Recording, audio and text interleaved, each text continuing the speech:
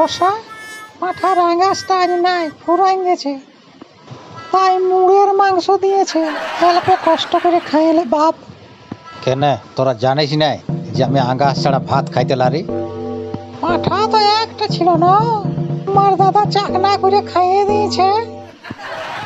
চাকনা করে খাইয়ে দিল?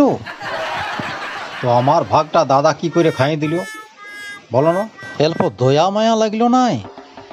হাড়ির দায়িত্বটা দিয়েছে বলে কি তুমি মালের সঙ্গে চাকনা খাওয়ার জন্য আমার আঙাসটা দিয়ে দিলে?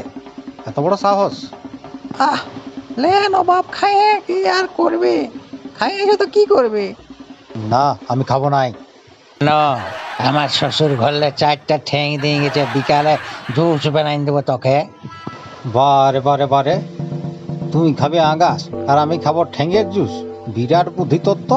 ইহ বাবা, বিরাট বুদ্ধি তোর! লাও না, বিকালে মুরগির ছাট আনা করাবো, তখন সবাইকে খাইয়ে দিবে। ছাট! মনসা পুজোয় মুরগির ছাট? বারে বারে বারে!